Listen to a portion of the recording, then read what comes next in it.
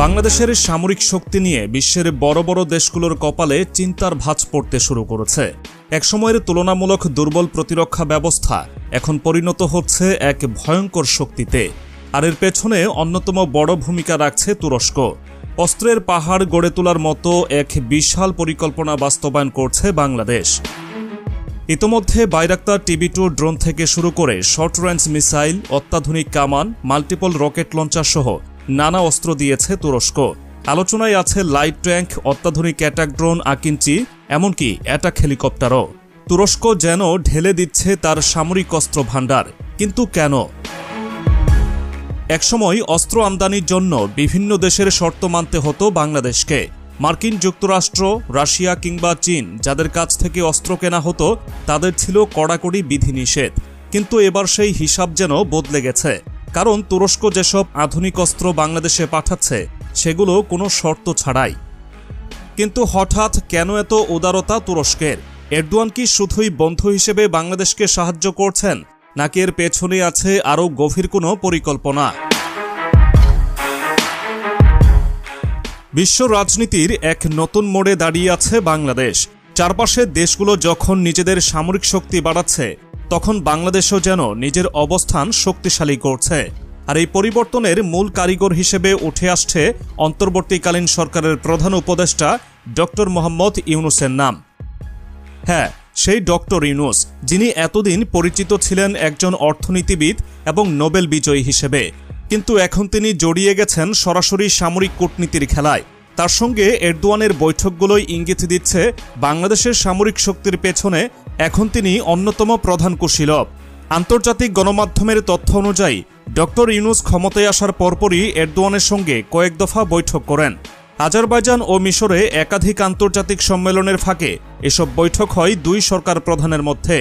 এসব বৈঠকের পরই দ্রুত গতিতে সামরিক চুক্তি বাড়তে শুরু করে। তুরস্ক থেকে আসা সামরিক সরঞ্জামগুলোর মধ্যে অন্যতম হল ভয়ঙ্কর বাইরাক্তার TB2 ড্রোন। এই ড্রোন বিশ্বের যুদ্ধক্ষেত্রে এক নতুন বিপ্লব ঘটিয়েছে।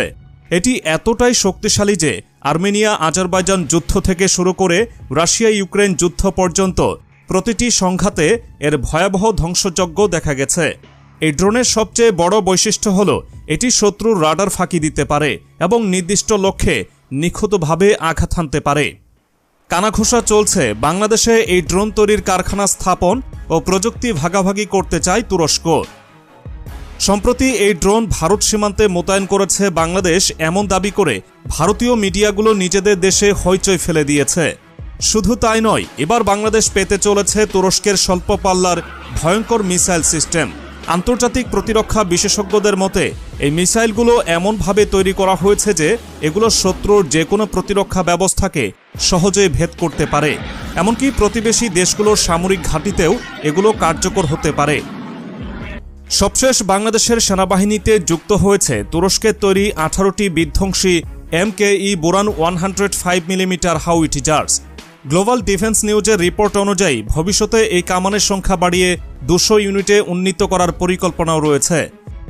এছাড়া জানুয়ারি থেকে ফেব্রুয়ারিতে বেশ কিছু মিলিটারি নিউজ সাইটে দাবি করা হয় সম্প্রতি বাংলাদেশ সেনাবাহিনী তুরস্কের নির্মিত 18টিরও বেশি TRG-230 এবং TRG-300 multiple rocket launcher system পেয়েছে। এর ফলে বাংলাদেশ সেনাবাহিনীর আর্টিলারি সক্ষমতা উল্লেখযোগ্যভাবে উন্নতি করেছে। বাংলাদেশ তুরস্ক সামরিক সম্পর্কের শেকড় কিন্তু অনেক গভীরে।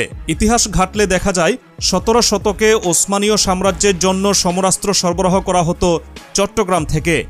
এমনকি অটোমান সুলতানদের পাগড়ির জন্য বিখ্যাত মসলিন কাপড় আসত বাংলার বুক থেকে। শতাব্দী পার হয়ে গেলেও সেই সম্পর্ক আজও অটুট। তবে এখন পরিস্থিতি ভিন্ন। অতীতের মতো শুধু বাণিজ্য নয়, এবার দুই দেশ একসঙ্গে তৈরি করতে যাচ্ছে ভয়ঙ্কর সামরিক শক্তি। বাংলাদেশের সামরিক বাহিনীর 3000-এরও বেশি সদস্য ইতোমধ্যেই তুরস্কে প্রশিক্ষণ নিয়েছে। বিশেষ করে নৌবাহিনীর সোয়াত ইউনিটকে তুরস্কের সেনারা অত্যাধুনিক কৌশলে প্রশিক্ষিত করেছে। তাছাড়া দুই দেশের যৌথ উদ্যোগে বাংলাদেশে গড়ে তোলা হচ্ছে সামরিক অস্ত্র উৎপাদনের কারখানা। এর ফলে বাংলাদেশ শুধু অস্ত্র আমদানিকারক দেশ হিসেবে নয়, বরং অস্ত্র উৎপাদনকারী দেশ হিসেবেও আত্মপ্রকাশ করতে চলেছে। ভবিষ্যতে এই অস্ত্র অন্য দেশগুলোতেও রপ্তানি করা হতে পারে। এখন প্রশ্ন হচ্ছে, এত বিশাল পরিমাণ অস্ত্র দিয়ে বাংলাদেশ আসলে কি করতে চায়? তুরস্ক কি শুধুই বন্ধুত্বের খাতিরে বাংলাদেশকে সামরিকভাবে শক্তিশালী করছে, নাকি এর পেছনে আছে আরও বড় কোনো পরিকল্পনা? বিশ্বজুড়ে যখন মুসলিম দেশগুলোর ওপর নানা বিধিনিষেধ আরোপ করা হচ্ছে, তখন তুরস্ক যেন হয়ে উঠেছে মুসলিম বিশ্বের জন্য একমাত্র ভরসার নাম। এরদোয়ানের নেতৃত্বে তুরস্ক মধ্যপ্রাচ্য, দক্ষিণ এশিয়া এবং আফ্রিকার অনেক মুসলিম দেশের সঙ্গে নতুন সামরিক জোট গঠনের দিকে এগোচ্ছে। এমনকি পশ্চিমা গণমাধ্যমগুলোতে একাধিক প্রতিবেদনে বলা হয়েছে যে তুরস্ক হয়তো আধুনিক খেলাফতের স্বপ্ন দেখছে। এই পরিকল্পনারই অংশ হিসেবে বাংলাদেশের সঙ্গে সম্পর্ক গভীর করছে তুরস্ক। কারণ দক্ষিণ এশিয়ায় যদি কোনো মুসলিম শক্তির উত্থান ঘটে, তবে সেটি তুরস্কের সামরিক ও কূটনৈতিক লক্ষ্য বাস্তবায়নে সহায়ক হবে। বাংলাদেশ ইতোমধ্যেই তুরস্কের TRG-300 নামের মিসাইল সিস্টেম ব্যবহার করেছে। তুর্কির রকেটসান কর্পোরেশনের তৈরি এই মিসাইল সিস্টেম 80 থেকে 120 কিলোমিটার দূরত্ব পর্যন্ত আঘাত হানতে পারে। এর ফলে কলকাতা থেকে শুরু করে মিয়ানমারের গুরুত্বপূর্ণ শহরগুলো বাংলাদেশের মিসাইলের আওতায় চলে এসেছে।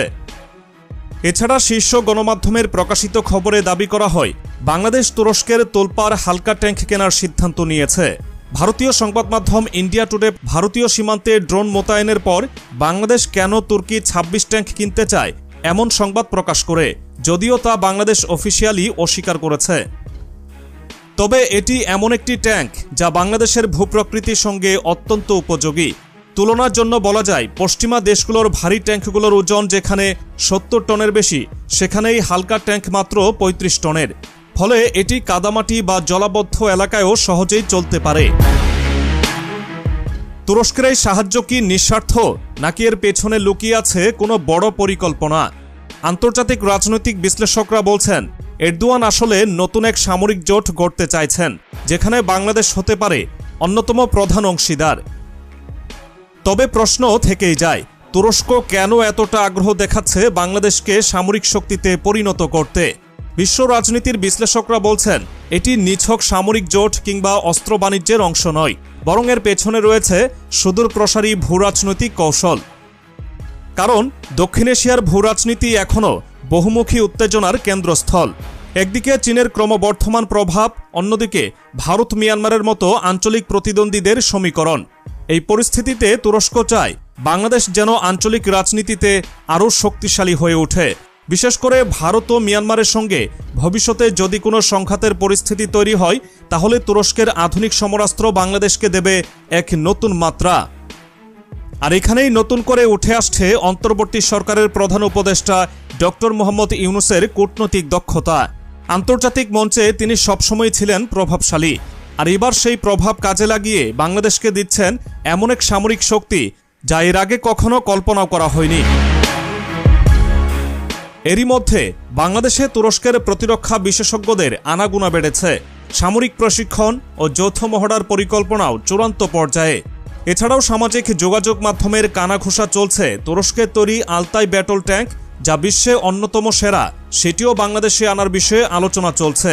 শুধু তাই নয়, তুরস্কের আকিঞ্চি ড্রোনও বাংলাদেশের সামরিক বাহিনীতে যুক্ত হতে পারে।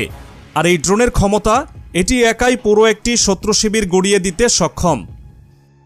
বাংলাদেশের নৌবাহিনীর জন্য তুরস্ক যে বিশাল সামরিক পরিকল্পনা করছে, সেটিও কম চমকপ্রদ নয়।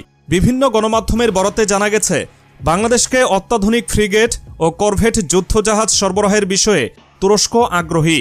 বর্তমানে বাংলাদেশ নৌবাহিনী দ্রুত আধুনিকায়নের পথে এগোচ্ছে এবং তুরস্কের এই সমর্থন সেই লক্ষ্যকে বাস্তবায়ন করবে আরও দ্রুত। তুরস্কের প্রেসিডেন্ট এরদোয়ান বহুবার বলেছেন, তিনি চান মুসলিম দেশগুলো একসঙ্গে এগিয়ে যাক, বিশেষ করে প্রতিরক্ষা খাতে। এরই ধারাবাহিকতায় তুরস্ক সামরিক শক্তিতে পরিণত করেছে পাকিস্তান, আজারবাইজান এবং কাতারকে। এবার সেই তালিকায় যোগ হচ্ছে বাংলাদেশ। এই পরিস্থিতিতে বাংলাদেশের কৌশল কি হওয়া উচিত? আন্তর্জাতিক অঙ্গনে বাংলাদেশ এখন যে অবস্থানে রয়েছে, তাতে তুরস্কের মতো শক্তিশালী সামরিক মিত্র পাওয়া নিঃসন্দেহে বড় একটি অর্জন। তবে এর পাশাপাশি কূটনৈতিকভাবে ভারসাম্য বজায় রাখাটাও গুরুত্বপূর্ণ।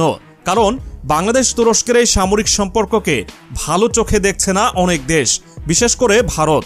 তাই সামরিক শক্তিতে এগিয়ে যাওয়ার পাশাপাশি কূটনৈতিক মঞ্চেও বাংলাদেশকে খেলতে হবে অনেক হিসেব করে। তবে একথা নিশ্চিত, বাংলাদেশ যে সামরিক শক্তির এক নতুন অধ্যায়ে প্রবেশ করছে তা আর কোনো সন্দেহ নেই। অদূর ভবিষ্যতে বাংলাদেশ শুধু দক্ষিণ এশিয়ার শক্তিধর দেশ হিসেবেই নয়, বরং একটি আত্মনির্ভরশীল সামরিক শক্তি হিসেবে আত্মপ্রকাশ করবে। আর এই পথচলায় তুরস্ক যে অন্যতম প্রধান ভূমিকা পালন করছে তা ইতিহাসের পাতায় স্বর্ণাক্ষরে লেখা থাকবে। প্রিয় দর্শক, আপনার কি মতামত? বাংলাদেশ তুরস্ক সামরিক সম্পর্ক কি দেশের জন্য আশীর্বাদ নাকি নতুন কোনো কৌশলগত চ্যালেঞ্জ? আপনার মতামত জানাতে ভুলবেন না।